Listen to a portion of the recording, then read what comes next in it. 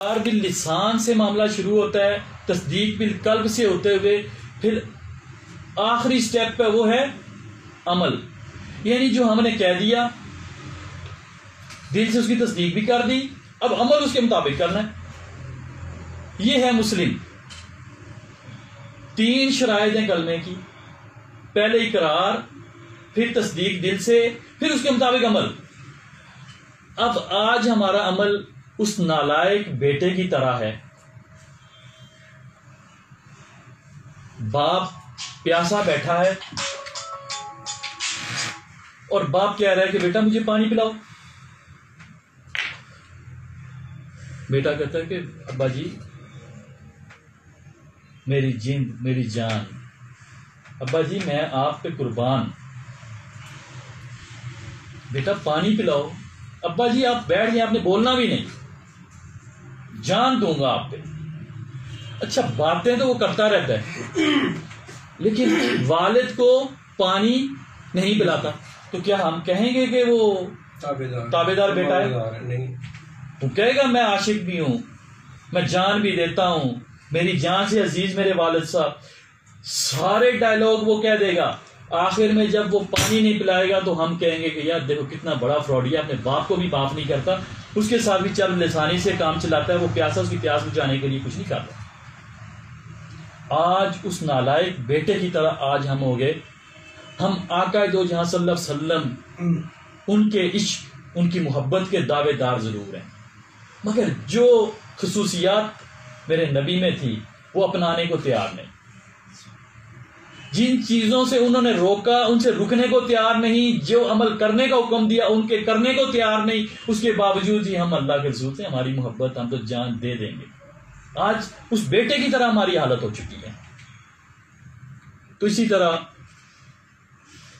بہت سی اللہ کے رسول صلی اللہ علیہ وسلم کی ایسی سنتے ہیں جن کو ہم نے آج بلا دیا۔ بلانے کا نتیجہ یہ ہوا آج امت مسلمہ دنیا کے اندر دوسرے نمبر پہ، سب تمام اقوام کو ایک طرف کر دیں اور مسلمان ایک طرف کر دیں، دوسرے نمبر پہ بڑی قوم ہے مسلم۔ لیکن اس کے باوجود جس قدر ہم ذلیل ہیں دنیا کے اندر کوئی شخص نہیں۔ اس کی وجہ یہ تھی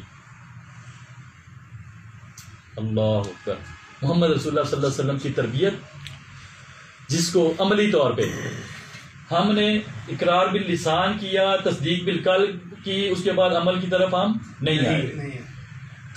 عبداللہ بن مسعود رضی اللہ تعالیٰ عنہ ایک صحابی رسول، خطبہ جمعہ چل رہا ہے، یہ تشریف لا رہے ہیں، جہاں جوتے اتارے جاتے ہیں دروازے سے ایک پاؤں اندر ہے ایک باہر ہے۔ آقا دو جہاں صلی اللہ علیہ وسلم اچانک کہتے ہیں بیٹھ جاؤ۔ اب سوچتے ہیں کہ جو پاؤں اندر ہے وہ باہر رکھ کے بیٹھتا ہوں تو حکم کی عدولی ہو جائے گی، جو باہر والا ہے اس کو اندر کر کے بیٹھتا ہوں تو پھر حکم نہ مانا۔ کیا کیا کہ ادھر ہی جوتوں کے پاس ہی بیٹھ گئے۔ آقا دو جہاں صلی اللہ علیہ وسلم کی اچانک نظر پڑتی ہے، فرمایا عبداللہ ادھر کیوں بیٹھ گئے؟ کہنے لگے اللہ کے رسول آپ کے الفاظ کانوں میں پڑے، جس حالت میں تھا وہیں بیٹھ گیا۔ اللہ کے رسول صلی اللہ علیہ وسلم مسکرائے، کہا عبداللہ وہاں ایک شخص کھڑا تھا اس کو میں نے کہا بیٹھ جاؤ، تم اندر آ جاؤ۔ یہ ان کا عمل تھا کہ اللہ کے رسول صلی اللہ علیہ وسلم کے یعنی کہ اقرار باللسان انہوں نے کیا ہوا تھا، تصدیق بالقلب بھی کی ہوئی تھی۔ عمل کیا تھا کہ جب سن لیا بیٹھ جاؤ، یہ نہیں پوچھا کہ مجھے کہا یا کسی کو اور کو کہا، بیٹھ گئے۔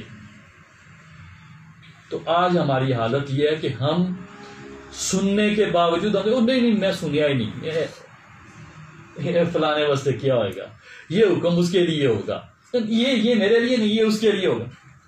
یہ نہیں کہ آج ہم نے 2 شرطیں کلمے کی پوری کر دی، تیسری شرط کو پورا نہیں کر رہے دنیا بھر کے اندر، اور اس کی وجہ سے پھر سزا ہمیں کیا ہو رہی ہے؟ وہ سزا یہ ہے کہ آج دنیا کے اندر مسلمان پیسے میں بھی طاقتور ہے، طاقت میں بھی، پاور میں بھی، افرادی پاور میں بھی، ہر لحاظ سے مسلمان بہت اونچائی پہ ہیں، لیکن ذلت کا توق ان کے گلے کے اندر پڑا ہوا ہے وہ نہیں نکلتا. اور اس کی صرف ریزن کیا؟ دین سے دوری. کلمے کے 2 حکم تو مان رہے ہیں, تیسرا جو عمل کا تھا وہ نہیں کر رہے. نتیجہ یہ ہو رہا ہے کہ آج ہم لوگ ذلیل ہو رہے ہیں, اور دنیا بھر کے اندر ہم اکثریت ہونے کے باوجود ایک اقلیت سے بھی کم لیول پہ آ کر ہم رہ گئے ہیں. تو اللہ تعالیٰ سے دعا ہے اللہ تعالیٰ ساری دنیا کے اندر مسلمانوں کی مدد فرمائے. ساری دنیا کے اندر مسلمانوں کو سب سے پہلے اللہ تعالیٰ ہم جو ادھر اکٹھے ہوئے ہیں اللہ تعالیٰ وہ قبول کرے, ہم سب کو عمل کی توفیق عطا فرمائے. اللہ تعالیٰ ہمارے تمام نامہ اعمال کے اندر جہاں کہیں لغزش ہو گئی اس کو معاف فرما دے, اور ہمیں ایسا بنا دے کہ اس کے محبوب محمد رسول اللہ صلی اللہ علیہ وسلم کے ہم دوست بن سکیں, کہ کل قیامت کو ہم ایسے ہوں کہ محمد رسول اللہ ہمیں خود بلا کر اپنے پاس کھڑا کریں. اللہ رب العزت سے دعا ہے کہ یا اللہ ہمیں ایسا بنا دے جیسا ہمیں تو پسند کرے. بے شک. جزاک اللہ.